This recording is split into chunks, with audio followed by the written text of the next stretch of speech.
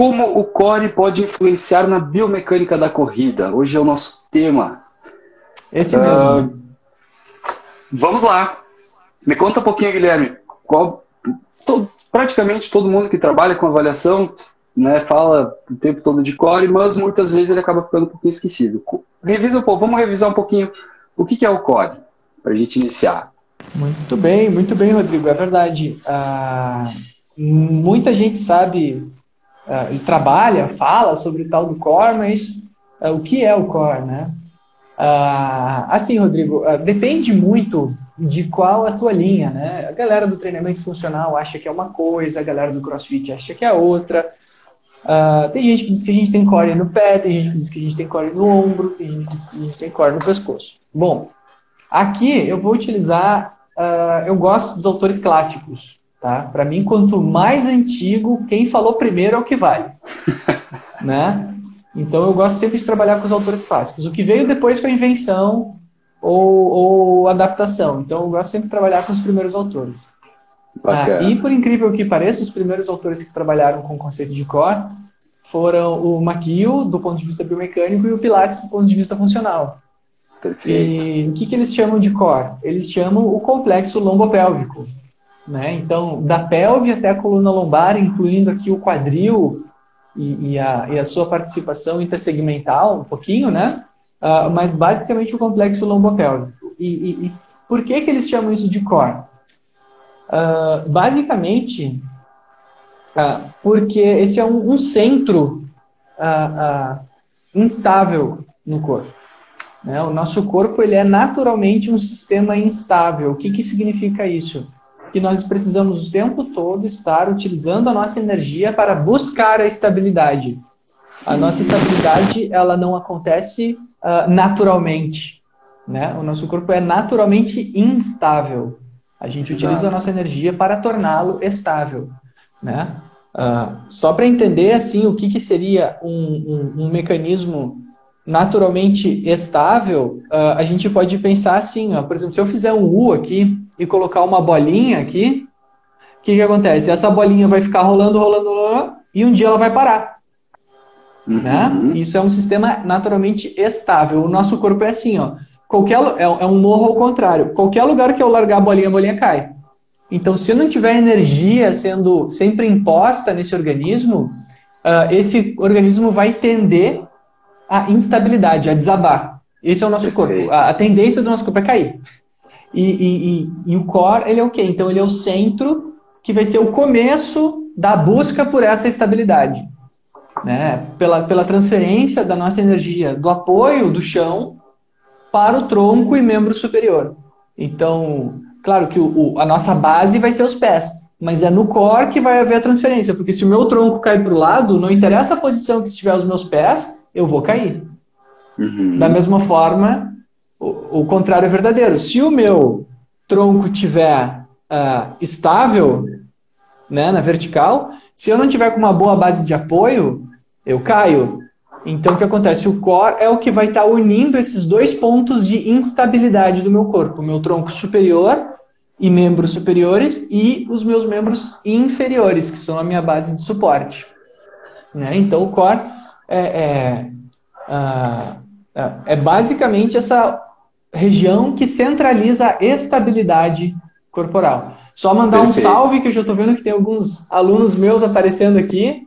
Que bom, fico muito feliz quando o pessoal me encontra nessas outras mídias também. Sabe que eu procuro não...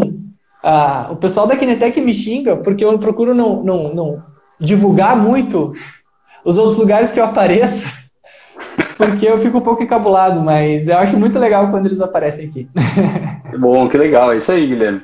Todo mundo acompanhando.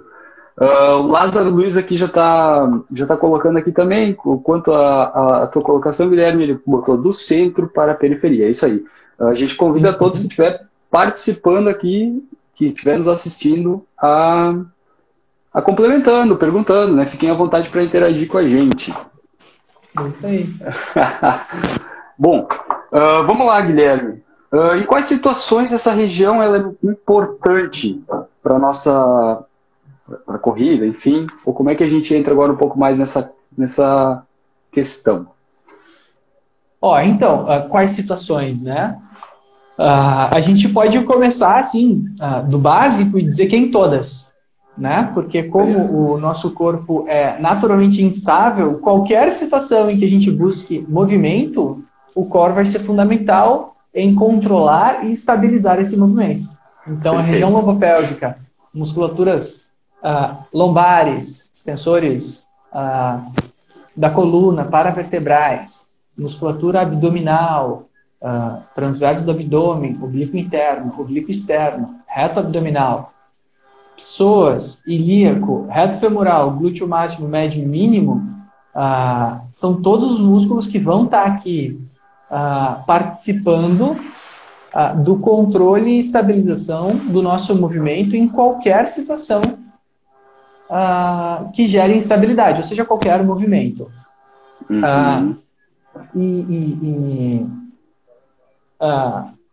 A gente traz a corrida porque o que acontece? Ainda mais importante é o core nas situações em que nós temos que transmitir força produzida do membro inferior para o membro superior. Então, quem já praticou lutas aí, ou quem pratica algum esporte, nas lutas isso é muito clássico, né? Que o pessoal diz assim, quando você vai dar um soco, o começo do soco não é na mão, é lá no pé. Exatamente. O primeiro movimento é dos membros inferiores.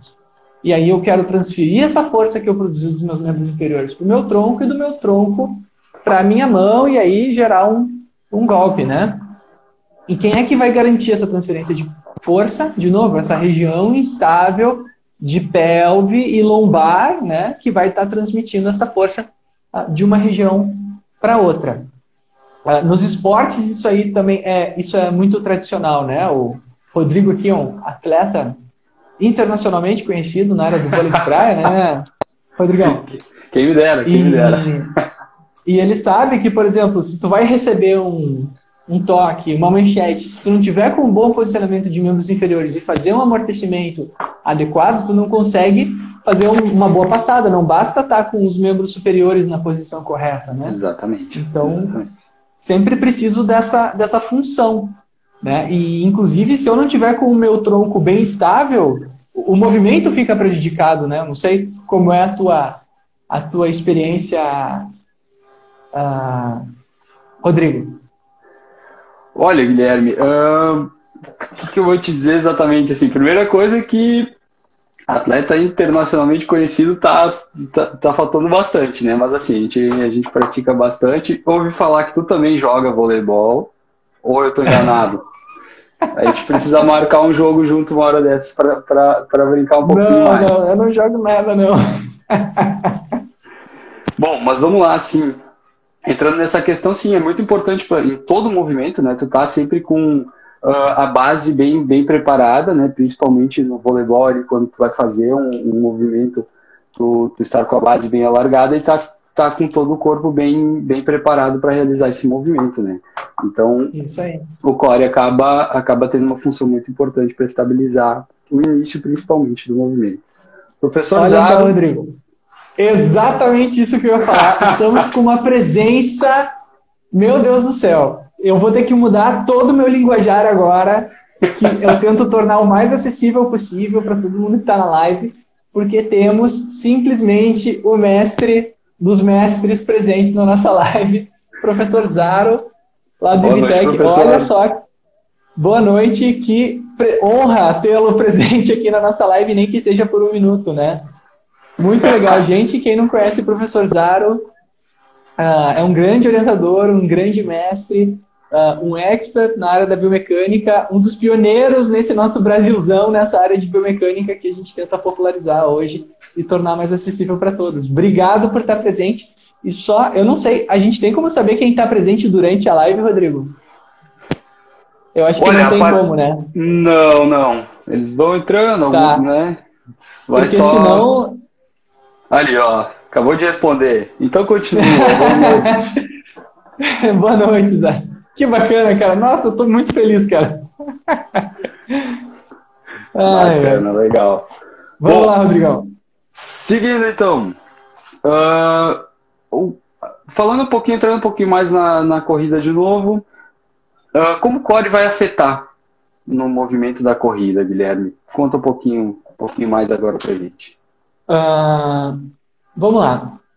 Assim, a gente pode dizer que o core afeta tudo, né? Mas vamos ser um pouquinho mais específicos. O que acontece? Como eu falei, nós temos uma série de musculaturas que são responsáveis por controlar o movimento lombopélvico, né? Então, paravertebrais, abdominais, flexores de quadril e extensores de quadril. Vamos dividir esses 3 grandes grupos, assim, né? Flexor de tronco, extensor de tronco, flexor de quadril e extensor de quadril. Como que eles vão afetar o controle de forma primária durante a corrida? O primeiro aspecto que a gente vai perceber é o movimento da cinemática da nossa pelve. Como assim? Bom, a nossa pelve, ela vai ser o primeiro segmento, a gente pode chamar a pelve de um segmento, por mais que ela não seja usualmente conhecida como um segmento, a gente tende, na biomecânica, a dissociar a pelve da coxa e a pelve da coluna, como se fossem segmentos separados. Perfeito. E aí o que acontece? Esses músculos, eles, além de estar transmitindo a força, o momento, né? Essa tendência de movimento, de giro, né? Do nosso membro inferior para o nosso tronco e assim deslocar o nosso centro de massa, esses músculos, eles vão estar todos inseridos de alguma forma ou originados de alguma forma nesta região lombopélvica. E o nosso centro de massa, ele está justamente acima da pelve. Então, a grosso modo, a gente movimenta as pernas de forma propulsiva para poder deslocar para frente o restante do nosso corpo. E toda essa força tem que chegar no nosso centro de massa, senão a gente cai para trás, né? O que acontece? Quando esses músculos não estão atuando de uma forma adequada para controle desse segmento, o que acontece? Normalmente a pelve é o primeiro segmento a sofrer repercussões de um controle inadequado dessa musculatura durante a corrida. Quais são as repercussões? Então, as primeiras repercussões que nós teremos serão, por exemplo, o aumento do tilt anterior da pelve, né? Então, a pelve entra em anteversão durante a corrida, né? Ou eu começo a correr com o bumbum empinado, né? O recíproco também, o contrário também é verdadeiro. Eu posso correr em retroversão, né? Eu posso correr agora com o que chamam de quadril encaixado. Outras repercussões que podem acontecer é a cinemática no plano transverso da pelve também pode fugir daquilo que a gente chama de padrão, da normalidade. Né? Então a gente pode ter tanto movimentos aumentados quanto movimentos diminuídos no sentido do plano transverso. Né?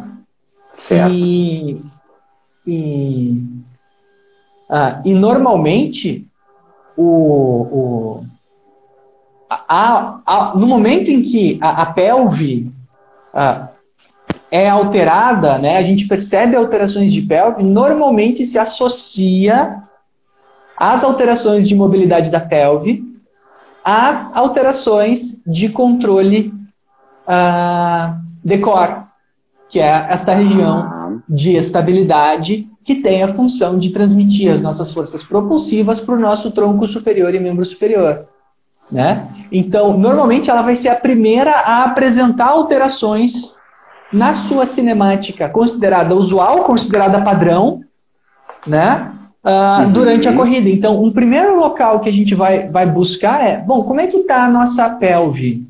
Né? Para saber se a gente está com um funcionamento adequado. É claro, né, Rodrigo, que outras regiões podem causar também repercussões na cinemática da pelve. Mas, como em qualquer sistema, né, a gente vai primeiro... eu aprendi isso durante o meu mestrado na Navalha de Ockham, né? A gente sempre busca a explicação mais provável, mais plausível, mais simples para explicar um fenômeno. E o mais simples é a pelve, o primeiro lugar que pode afetar ela é, sim, esta região das musculaturas extensoras e flexoras de tronco e extensoras e flexoras de quadril. Perfeito, perfeito. Ok, legal. Bom, e a gente consegue medir um pouco isso, Guilherme, porque assim, a gente fala bastante na avaliação, tá? Então tu trouxe toda essa explicação inicial, mas como é que a gente vai medir um pouco melhor essa questão de né, como é que está o core do nosso atleta, para depois poder verificar se é necessário uma intervenção ou não? Ótimo. E aqui a gente vai entrar então. E hoje eu trouxe umas figurinhas, hein, Rodrigão? Adoro. Hoje eu trouxe umas figurinhas. Eu vou nos deslocar aqui. Vamos lá. Para quem tá assistindo a primeira vez, né, o Guilherme traz algumas figurinhas, alguns gifzinhos muito bacanas aí durante as lives. Então, geralmente estão nos cursos também, né, Guilherme? Depois fala um pouquinho também no finalzinho ali do nosso, então, é sempre um do curso de gostinho, corrida, né, para o pessoal sentir É. vontade de assistir o curso completo. Exatamente. Vamos ver. Olha só. Então, Olha aí. a Vamos principal lá. forma que a gente tem de avaliar a cinemática da pelve é por meio de um equipamento de acesso mais barato, né? Que é o acelerômetro. Comparado a uma cinemática completa, tridimensional, o acelerômetro costuma nos dar respostas bem interessantes da cinemática da pelve. Uhum. O acelerômetro, equipamento pequeno, né? É colado na pelve, a altura de S1, né? Normalmente uso um cinto, pode ser colado na pelve, eu gosto mais de colar ele na pelve diretamente. Sim. E ele vai nos dar o movimento da pelve durante a corrida. O que acontece? Ciclo, a nossa pelve, durante o contato inicial da corrida, ela está em leve retroversão. Então, dá para enxergar que essa flechinha verde aponta para trás aqui? Dá para enxergar. Eu, pelo menos, aqui enxergo bem, tá tranquilo. Ótimo. Então, aqui seria a fase de apoio da corrida. E aqui, ó, percebam que no começo da corrida, versão posterior, a pelve está em retroversão. Então, eu fiz essa flechinha apontando para trás. Durante a fase de apoio médio, a pelve normalmente está em posição neutra. E durante a fase de apoio terminal e pré-balanço, a pelve está em leve anteversão. Então, ela faz este movimento. Ela vai da retro para a anteversão durante todo o movimento da fase de apoio. Certo. Repetindo esta mesma fase, né? Ela tem essa primeira fase aqui. Ela vai repetir a mesma fase porque depois nós teremos uma nova fase de apoio do membro contralateral. Então, aqui em rosa eu botei o membro inferior esquerdo e aqui o membro inferior direito. Bom, Rodrigão, como é que a gente avalia isso? Olha só. Se aqui nós temos o nosso corpo e ele está em equilíbrio, significa o quê? Que nós temos a atuação de anteversores, paravertebrais, reto femoral, ilíaco, psoas, né? Aqui eu fiz uma simplificação, em equilíbrio com a atuação da musculatura abdominal e a atuação dos isquiotibiais e do glúteo. Aqui eu fiz uma simplificação, botei os isquiotibiais, né? Mas a gente tem também a atuação dos glúteos. Né? Então, se toda essa região está em equilíbrio, o movimento da pelve tende a respeitar este movimento aqui. Perfeito. Né? Perfeito. Se nós temos, e aí vem as alterações, né? Como é que a gente avalia? Se nós temos uma pelve com anteversão aumentada durante a corrida, o que vai significar? Vamos começar com retroversão. Se nós temos uma retroversão aumentada durante a corrida, o que significa? Que nós podemos ter qualquer um dos mecanismos que eu vou apresentar agora. A gente tem que fazer outros testes para tentar identificar, né? Mas que nós temos uma tensão ou um tônus aumentado da musculatura abdominal, que é retroversora, ou dos isquiotibiais e glúteos, ou uma tensão ou um tônus diminuído da musculatura paravertebral, reto femoral e psoas. Então, isso fez a pelve girar para trás enquanto nós corremos. Perfeito. Certo? Perfeito. E o contrário é verdadeiro também. Durante a anteversão, o que nós teremos? Então, a pelve agora girou para frente, né? A pelve girou para frente aqui. E isso pode significar uma tensão ou tônus aumentado. Por que eu falo tensão ou tônus aumentado, Rodrigo? Porque pode ser tanto uma questão de flexibilidade e mobilidade, quanto uma questão neural de recrutamento aumentado, tá? Eu não tenho como dizer o que é simplesmente a partir da avaliação cinemática. Isso vem da experiência clínica, né? Da experiência de campo, ou do físio, ou do educador físico, ou até do médico do esporte que estiver fazendo essa avaliação.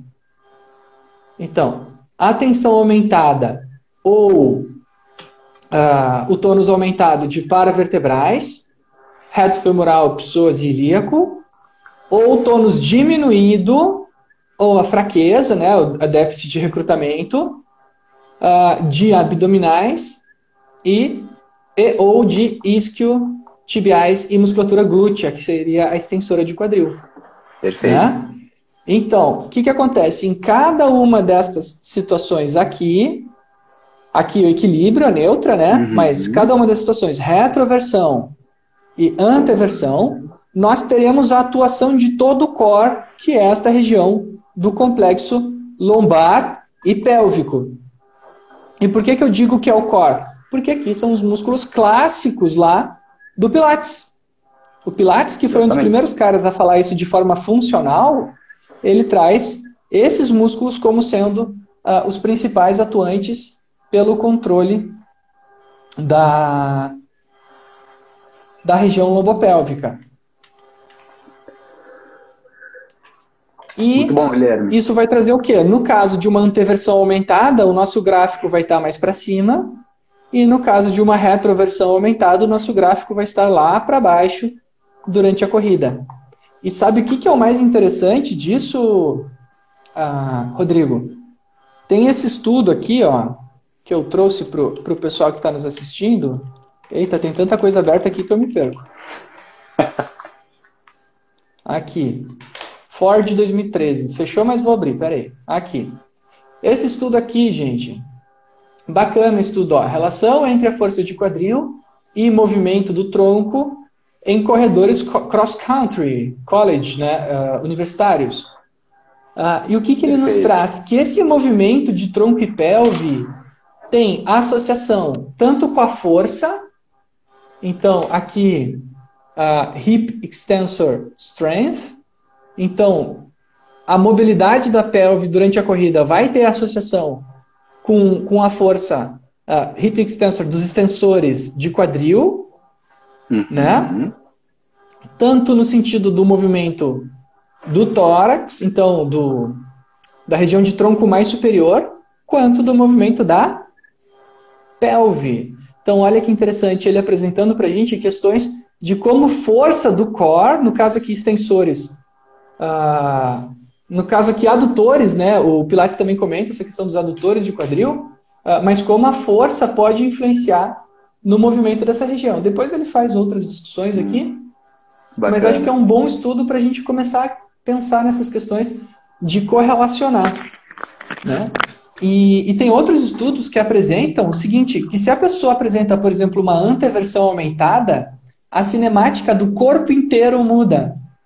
Então, joelho, tornozelo, quadril, tem várias cinemáticas que ficam alteradas devido a uma alteração da cinemática da pelve, que provavelmente vem de uma alteração neuromotora ou morfológica da musculatura do core. Então, toda essa história para te fazer aquela resposta, né? E aí, para que serve o core? Bom, a força e controle do core pode afetar toda a cinemática da corrida, porque se eu estou em maior anteversão, eu vou ter maior encurtamento de psoas ilíaco, eu vou estender menos o meu quadril. Se eu estou menor em maior retroversão, eu vou ter o encurtamento, ou tônus aumentado, melhor falar assim, ou tensão, de isquiotibiais e glúteos, o que vai diminuir a minha flexão do quadril. Então, a coisa começa a se desencadear para os membros inferiores, né? Então, a gente aí começa a ter toda uma repercussão, que são as influências que o core pode causar na nossa corrida tanto da maneira cinemática, quanto por questões morfofuncionais, como força da musculatura. Tem outros estudos que apresentam questões de flexibilidade e mobilidade, que são importantíssimas para a corrida também. E por aí vai, né? Bacana, bacana. Muito legal, Guilherme. Muito, muito bom. Todo esse apanhado geral que a gente acaba verificando a ligação, né? Principalmente aí com corredores que às vezes pode estar, vamos ver aqui, o professor Zaro está colocando, só cuidado com os modelos físicos matemáticos dessas relações, porque dinâmica inversa não funciona. Perfeito, perfeito. Isso aí. Essa discussão ali, ó, Verhamil, do Prof. Zaro, cara, a gente tem que chamar ele de novo para uma live. O Prof. Zaro, assim, ele é um ídolo para mim. Essa questão dos modelos matemáticos, eles nos dão aproximações muito... Acho que o adjetivo que a gente pode usar é grotesco, né? Muito grotescas sobre a dinâmica do corpo, né? As forças, os toques, os momentos internos do nosso corpo, né? Dessa parte de dinâmica inversa. A cinemática inversa, ela é até bastante confiável, né? Os movimentos que a gente mede, eles são até bastante confiáveis, né? A gente tem informações bastante precisas. E aqui, né, a gente estava fazendo a correlação dessa questão da força testada pela capacidade de produção de força. Então, acho que é bem importante isso. Eu já apresentei aqui alguns modelos, né, de dinâmica inversa e eu sempre menciono, gente, isso aqui é uma estimativa matemática, né, nós temos que ter muita cautela ao ler isso, é apenas um indicativo. Então, muito interessante a colocação do Prof. Zaro. Obrigado. Bacana.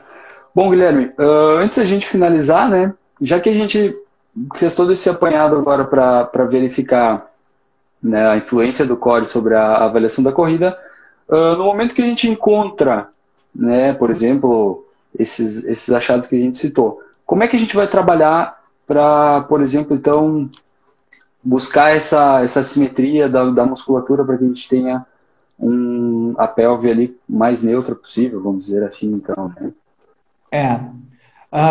Então, o primeiro passo é avaliar, né? O professor está comentando, olha, a maioria dos estudos, inclusive, usa dinâmica inversa. Isso é verdade.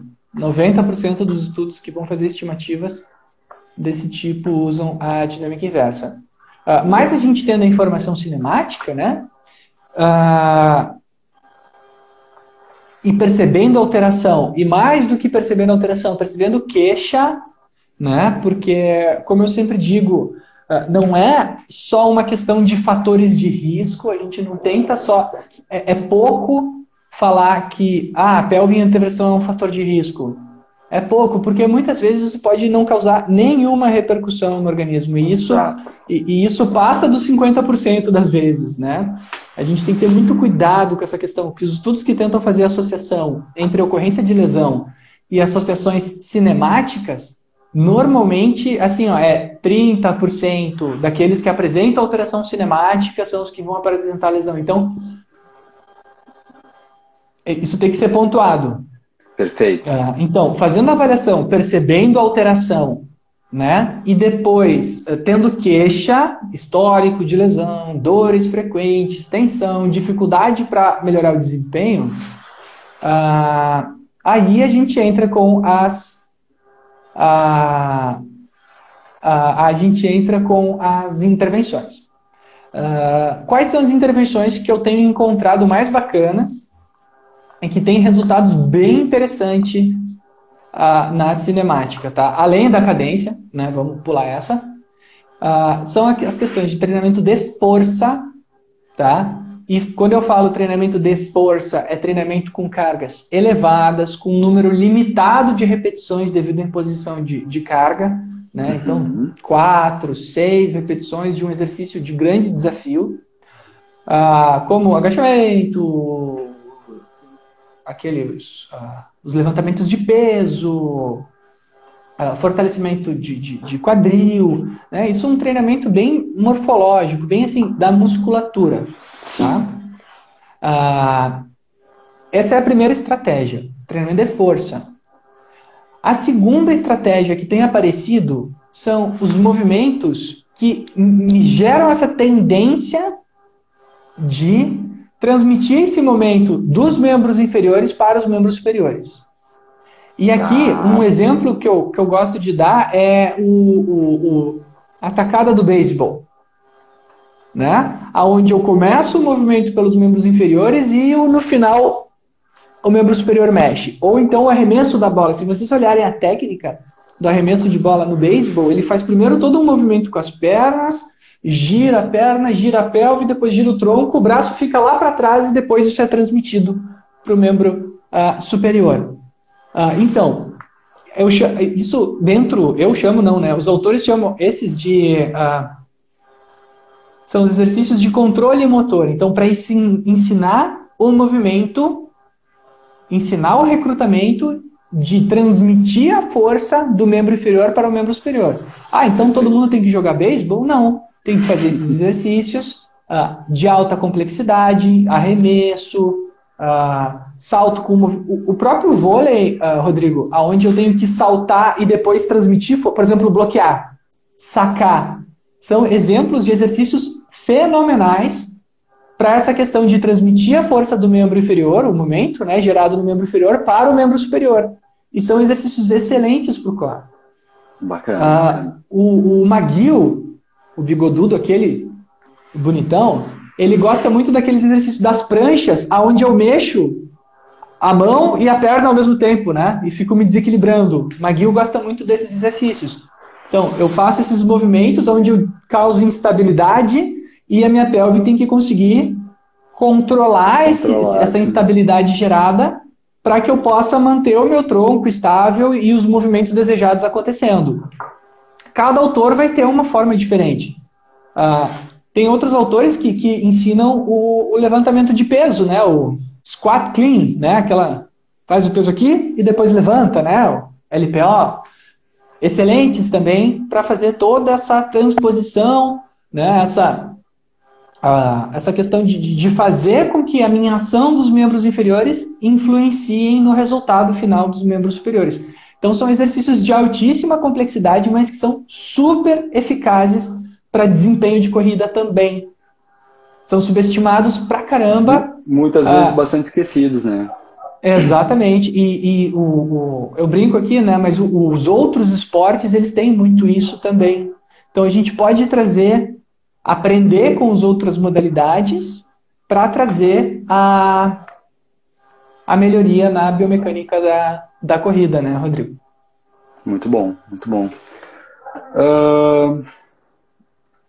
Eu confesso que eu não vi nenhuma pergunta, mas só reforçando aqui que, caso alguém tenha alguma pergunta, fica à vontade aqui para colocar no chat aqui que a gente vai respondendo. Né? E eu queria aproveitar, Guilherme, onde encontra esses exercícios aqui? Já começou a entrar perguntas, então. Alex Matos, muito obrigado pela participação. Quem mais tiver perguntas, né, podem ficando à vontade que a gente já vai respondendo aí. Então, Alex, aonde encontra esses exercícios? Cara, eu não queria falar isso, né, mas em primeiro lugar, uma boa fonte é o nosso curso de biomecânica da corrida, onde eles estão listadinhos, vai ter vídeo, né? Eu não queria falar tão explicitamente, mas ali em primeiro lugar é onde eu estou agrupando todo esse conhecimento, tá, Alex? Mas o que eu te digo? Assim, todo exercício em que você perceber transferência de momento do membro inferior para os membros superiores, utilizando o tronco como haste para isso, é um exercício válido para a gente tentar, né? Então, conversamos aqui sobre o squat clean, o levantamento de peso olímpico, os saltos com o movimento de membro superior, né? O próprio bloqueio, os próprios lançamentos, né? Eu posso pegar, por exemplo, uma medicine ball e fazer exercícios de lançamento onde eu tenho que ganhar competência nessa transmissão de força. Tem uma escola que eu acho muito legal, cara, que é a escola do Mace. Sabe o que é Mace, Rodrigo? Massa. Sabe o que é uma massa? Sim. É aquele, tipo um porrete medieval, sabe? Aquela coisa maluca. Tem uma escola de treinamento que trabalha só com isso, cara, que trabalha com os movimentos em que eu faço o movimento de membro inferior e superior simultâneo para transmitir força para o mês, né? Força ao momento, né? Então, é uma escola muito legal que ensina aí vários movimentos super complexos que podem ser utilizados, Alex. Bacana, bacana. Tem aqui também a pergunta do Ramiro Kramer, pedindo aqui, vale a pena investir mais em exercícios de força máxima ou exercícios em superfície instável? Ai. As perguntas complicadas que os caras fazem aqui, né? Eu só vou responder antes uma pergunta do Júnior. Eu tenho como comentar que, na verdade, o artigo não é... sobre o artigo. O nome do autor é assim, é Ford igual carro. Ford 2013. E a revista... eu vou mandar depois, mas eu já quero mandar aqui porque às vezes eu esqueço. A revista da American College of Sports Medicine. Medicine Science. Busca sim, mas depois eu ajudo mais. Bom. Sim, qualquer coisa manda no direct ali, depois que a gente manda por lá também. Isso aí. Então, respondendo a pergunta, exercício instável para controle motor e propriocepção ou treinamento de força para ganho morfológico, estrutura e estabilidade? Olha aqui, ó. Não sei. Não sei, cara. A gente tem que testar, tem que descobrir tudo, cara. Dentro da nossa periodização, o que eu vou usar? Eu vou usar... O que é melhor, né? Eu desenvolver controle ou desenvolver estrutura? Complexa a pergunta. Não sei, porque não tem estudos comparando. Mas por que essas perguntas, essas formas de exercício não podem ser complementares? Por que não fazer treinamento de força e, na minha mesma sessão, ter exercícios instáveis para ganhar propriocepção, controle e capacidade de modular o meu movimento, né? A gente falou muito nisso na live de controle motor, onde ensinei as vias neurais, né? Acho que, cara, a pergunta é super boa e eu acho que a pergunta correta não é qual é melhor, mas se a gente deve usar os dois ou não. E eu acho que sim, a gente deve usar os dois. Tá? Eu defendo muito o controle motor como uma estratégia super válida para treinamento, tá? Bacana, legal. Muito obrigado pela participação. Resumindo, como o core influencia? Bom, o core pode influenciar tanto no desempenho quanto nas questões de controle, né? Então, ele vai ser importante para transmitir os momentos produzidos em membros inferiores para os membros superiores. Bom, como é que a gente vê isso? Um primeiro indício que o core pode dar com o seu funcionamento, um primeiro indício, podem ter outros, é a cinemática da pelve. Intervenção recomendada.